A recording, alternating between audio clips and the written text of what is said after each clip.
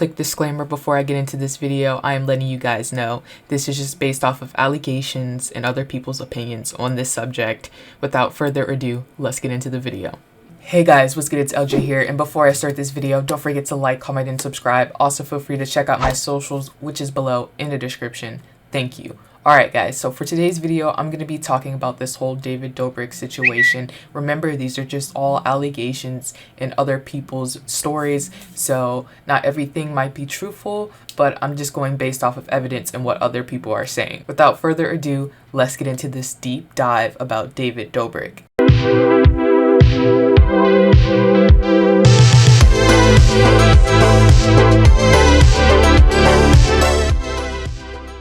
Alright, so most of you have probably seen David's apology video. I don't recommend watching it. It was pointless and honestly just bullshit. He would have never apologized if he did not get caught up. Let's just remember that.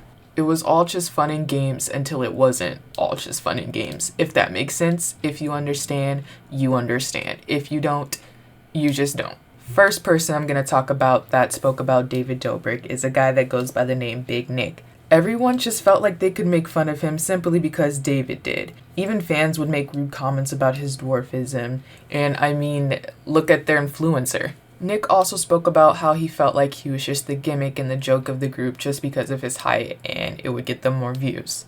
If that's not terrible enough for you, let's talk about Trisha. Now, Trisha also used to be a part of the vlog squad. She used to go with Jason Nash. If you don't know who that is, that's basically David's wingman, and he does whatever the fuck David tells him to. Like, seriously, these guys are joint at the fucking hip. It's creepy. Trisha has spoken out about her experience with David and basically how they treated her. So in her podcast that she did with H3, she was basically discussing about how he was refusing to remove vids that made her uncomfortable. And keep in mind, this is her. She is in the videos. A person should not be in a video if they do not want that. She even went as far as taking off her clothes just to not be in the video because she felt embarrassed or uncomfortable or whatever. It doesn't really matter. She did not want to be in it. Instead, David just blurred her out despite her telling him not to post the video. Let's roll the footage.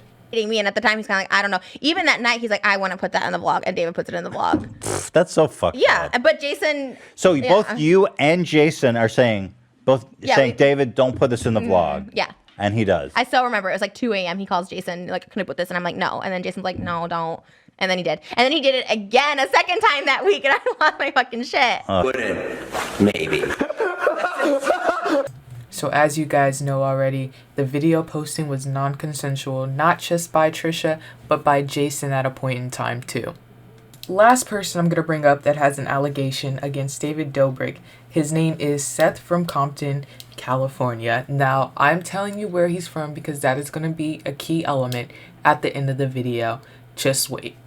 Seth went on to talk about how drastic his experience with David Dobrik was. And not just David, Jason as well, aka David's wingman. He was going on about how they also made racial jokes and he felt uncomfortable. So the video may or may have not been taken down. I'm not 100% sure, but I mean, it's the fucking internet. You're gonna find it somewhere, right? Anyways, guys, Seth had a crush on this girl named Karina who was in the vlog squad. So David thought it would be fun to make him think he was making out with her.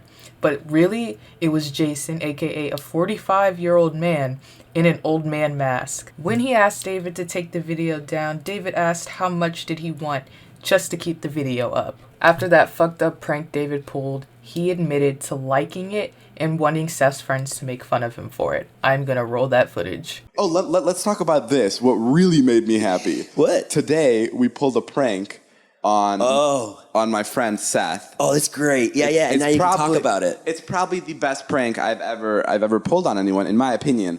Like, with tongue, they start making out. And at this point, we're like 5 seconds in, and I'm like, this is it. This is what I wanted. I got what I wanted. I'm out. Like, we can end this. I'm like, I literally, I think I looked up to the ceiling, and I'm like, God, what did I do to deserve such beauty?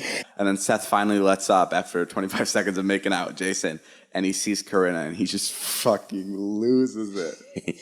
Yeah, it was great. It was my favorite thing. You can't fake that. You know, it was just, it wouldn't be something you could ever fake. It was so perfect, and I feel so bad, and it's awful because poor guy had to go through that.